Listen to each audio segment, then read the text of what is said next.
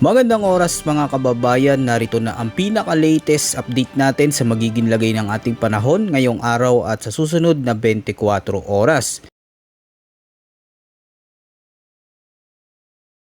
Meron tayong update regarding po kay Tropical Depression Neneng. Si Neneng po ang pang-14 na bagyo ngayong 2026 at pangatlo naman po for the month of August. Huling namataan po si Tropical Depression Neneng, 530 kilometers east-northeast ng Itbayat, Batanes. Taglay pa rin ito ang hangin na 55 kilometers per hour malapit sa gitna, pagbugso hanggang 70 kilometers per hour at kumikilos po ng northwestward or pahilagang kanluran at may kabilisan at 30 kilometers per hour.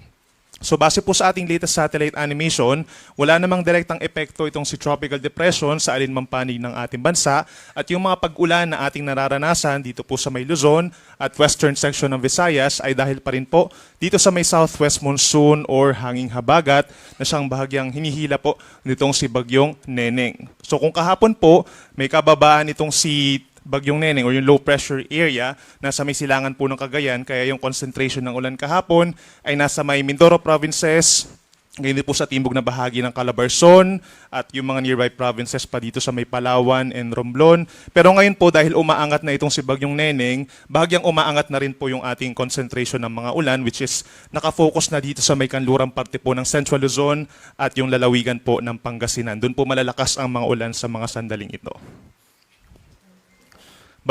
Base naman po sa latest track po ng Pag-asa, yung general movement nitong si Bagyong Neneng within 24 hours ay pa northwestward or pahilagang kanluran. So mananatili pa rin po siya dito sa hilagang bahagi ng Philippine Sea hanggang bukas po ng umaga at simula po bukas ng umaga hanggang hapon, malapit na po siya dito sa may parteng northern tip po of Taiwan. So maaaring maglandfall dun sa may area na yon or magkakaroon lang ng close approach, saka po siya lalabas ng ating area of responsibility patungo dito sa may East China Sea and possibly pagsapit po ng Thursday ng gabi or Friday ng umaga ay nandito na po siya sa may East China Sea. So ibig sabihin, wala nga pong inaasahang landfall. For now po, wala tayong nakataas na tropical cyclone wind signal.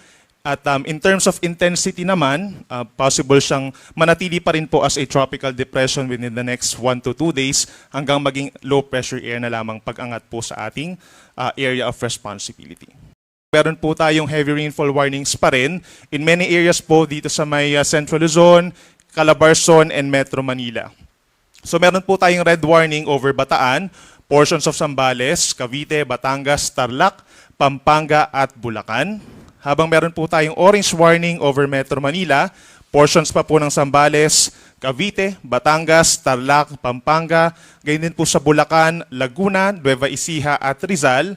At yellow warning naman po over portions of Nueva Ecija, Rizal, Laguna, Bulacan, and Batangas. So ibig sabihin po ng red, take action na po dahil meron tayong mararamdaman ng mga torrential rains or lubhang napakalakas po ng mga pag-ulan. No? Ito na yung highest rainfall warning natin pagdating po sa heavy rainfall warning. Yung orange warning naman, mag-prepare na po tayo sa posibleng mga pagbaha at pagguho ng lupa dahil aasahan naman yung intense rains for the next 2 to 3 hours.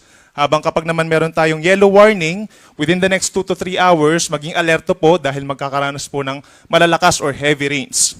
Pagdating naman po sa 24-hour rainfall forecast, meron po tayong significant rainfall sa susunod pa na 2 araw. So simula po ngayon, hanggang bukas ng tanghali, ito yung time kung saan approaching po dito sa may parting northern Taiwan ang Bagyong Neneng. So meron pa rin tayong hanggang 200 mm sa loob ng 24 oras sa Pangasinan, Zambales, Bataan, at Occidental Mindoro. Habang posible pa rin po ang 50 to 100 mm na dami ng ulan dito po sa Metro Manila, gayon din sa may Ilocos Sur, La Union, Abra, at Benguet. Maging dito rin sa may Tarlac, Pampanga, Nueva Ecija, Bulacan, pababa po ng Rizal, Cavite, Laguna, Batangas, at Oriental Mindoro. So nandyan pa rin po yung banta ng mga pagbaha at pagguho ng lupa. Ngayong araw din po for the rest of Luzon, gayon din ang malaking bahagi ng Western Visayas, asahan din po yung generally light to moderate rains or kalat-kalat na ulan and thunderstorms dahil din po yan sa southwest monsoon. Hindi po ito dahil kay Bagyong Neneng.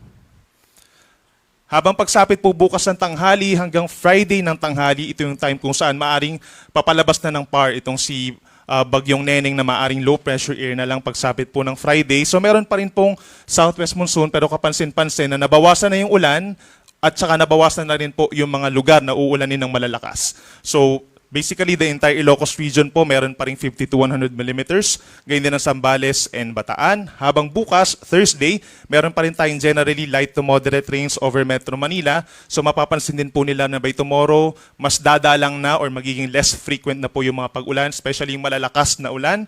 Ganyan din po sa may Abra, Benguet, Tarlac, Pampanga. Mag-improve na rin po yung weather sa may Cavite, Batangas, at Occidental Mindoro dahil po dun sa pag-akyat pa at paghina ng southwest monsoon. So pagdating naman po sa mga pabugso-bugsong hangin, ito po ay dahil pa rin sa malakas na southwest monsoon.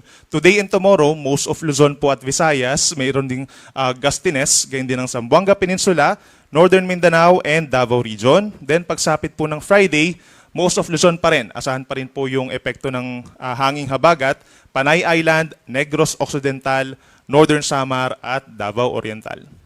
And then so far po, within 24 hours, wala naman tayong expected na gale warning. Pero may chance pa rin po no, na maging maalon dito sa may West Philippine Sea at saka po sa may extreme northern Luzon. So makipag-ugnayan po sa inyong mga local coast guards dahil posible pa rin po magkaroon ng delays po sa inyong mga travels, especially kapag mapanganib ang mga pag-alon or malakas ang mga pag-uulan. So ito naman yung update natin regarding dun sa dalawa pa pong tropical depression or mahinang bagyo sa paligid ng ating Philippine Area of Responsibility. Una na dyan, itong LPA po kahapon sa may West Philippine Sea, naging tropical depression na rin po and as of 8 in the morning ay nasa 815 kilometers kanluran ng extreme northern Luzon. So ang movement po niya ay west-northwest or papalayo na sa ating kalupaan. So hindi po ito papasok ng ating PAR at wala ring direktang epekto sa ngayon. Papunta po siya dito sa may southern China. Habang isa naman po, tropical depression, ito po yung mas malayo dito sa may West Pacific Ocean at huling namataan, more than 3,015 kilometers silangan po ng northeastern Mindanao. So sa ngayon po, nasa 55 kilometers per hour yung taglay niya na hangin, pero ine-expect nga natin dahil ito'y kikilos ng westward to west-northwest sa mga susunod po na araw, ay lalakas pa ito at mangangalap pa po ng enerhiya and possible na mas lumakas pa ito into a severe storm or typhoon category bago po siya lumapit sa ating area of responsibility by early next week. So ito naman po yung ating latest tropical cyclone potential. Refer po tayo dun sa bagyo sa malayo. No? So yung general movement niya for the next hanggang sa Sunday po, no, so mga 3 to 4 days pa, is northwestward. So approaching po siya dito sa ating northeastern corner ng PAR.